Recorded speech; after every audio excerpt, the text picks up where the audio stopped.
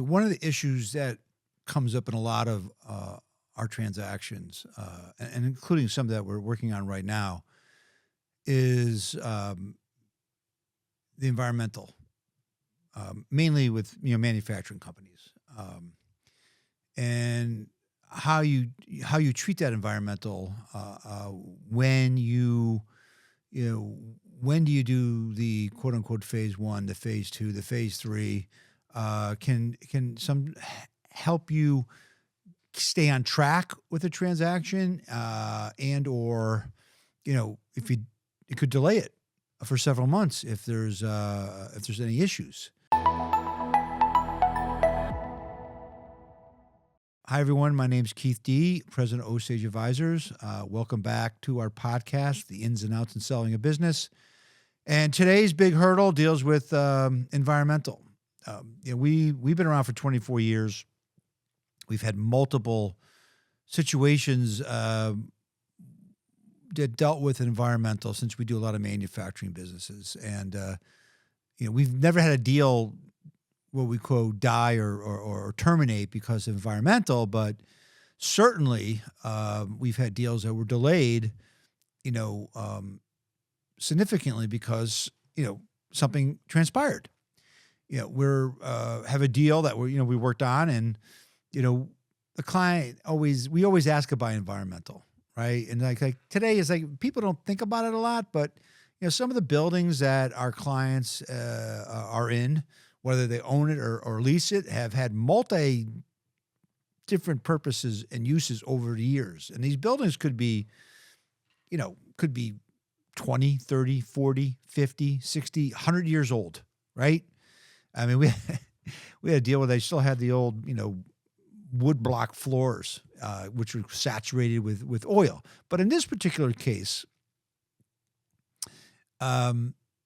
environmental was something that was a known issue at the building. So we recommended to our client that, let's get another phase one. It's been, in this case, I think it was 15 years. And he was somewhat resistant to that because it costs money, right? And he said, I'd rather wait and do it later in a transaction. And I said, that's your decision, but if something comes up, it could delay the closing until it's satisfied. So he decided to wait. His prerogative, it's his company, his business. And of course, we get through due diligence and we're coming through and we're in due diligence, and you get to the environmental, and our client's feeling good about the transaction, and he says, okay. And, he has the environmental, the phase one done. And needless to say, there was an issue, right? There was an issue with the testing, which means you have to go to additional testing, right? And they call that in the trade a phase two. So that means you're going to have to start digging some holes and putting some test wells in, not only outside the building, but sometimes inside the building. Depending on the buyer, they may want to do a vapor test. They want to, the quality of air inside the manufacturing facility. So they're testing all this stuff. So we go. So of course you have to hire. You can't do it yourself. You have to hire someone who's certified by the state, in this case, state of Connecticut, that's licensed to write the reports. Like the buyer is looking to buy this. He's probably going to finance it. In this case, he did finance it, right? So the bank that's providing the funding is going to want to see, the clean report, so to speak, or some kind of a remediation plan. So what happens here is, okay, we get into it, and the consultant's not available for a month. I mean, people are busy. Everybody's working hard. So they get in there, they put in the testing wells, we get the reports back, and there's some additional remediation that needs to be done. So the question is, do we wait to do that remediation and then close? Or do we set up what we call an environmental escrow that our client will fund with the anticipated costs of the remediation work? Now, again, that funding comes out of the closing. So what would happen in this case, which we did, is that we took a percentage of the proceeds In this case, I think it was, $1 million, $1.5 million. And we put that into a separate environmental escrow to take care of the remediation. So, buyers are not going to close a deal without a plan in place or a clean bill on it. Whether you lease it or own it, the building, they're not taking any environmental risk. They do not want to be in that chain. They want to know at the date of close where you are, right? What is the property? What was it like before? And if they take responsibility after close, you take responsibility date of close and before, right?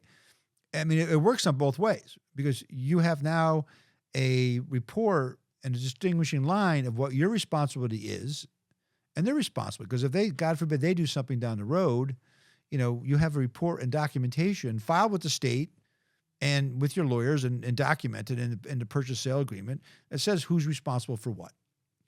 So in this case, we decided to set up, this environmental escrow, and so we can move to close. The buyer was okay with it. The buyer was happy with it. I mean, obviously, what ends up happening here is, environmental law is a highly specialized area. So what your lawyer is going to be, if they are a larger firm, they probably have an environmental lawyer, environmental department. If they're smaller, they'll go out and they'll bring in a specialist. And you're going to want a specialist, someone that focuses only environmental because it's a very, very technical, tricky area. How you write the language is of critical importance to protect your interests. And then, of course, the buyer is going to have his or her, they're going to have their environmental lawyers. And there's a lot of, back and forth goes on because the way the language is written into the sales and purchase agreement is critical for both parties. So, and which is going to drive up your legal fees. But it's also allow you to sleep better at night, right? So when you're looking at the environmental piece, we always recommend. In this case, it worked out.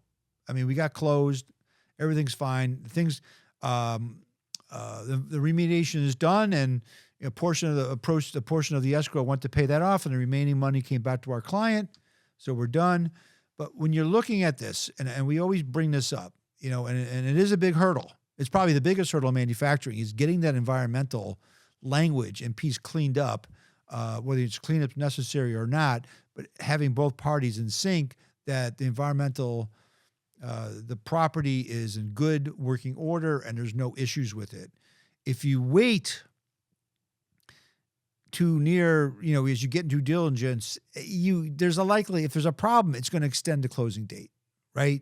And time is never your friend. So we were able to find a solution for both parties, get it closed in a timely manner, but sometimes they don't get closed. So really, when you think environmental, think about what it could cost you and for not only in money, but time to get a deal done.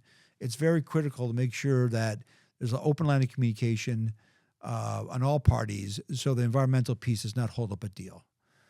Thanks for being with us today. Again, my name's kdee, President of Osage Advisors.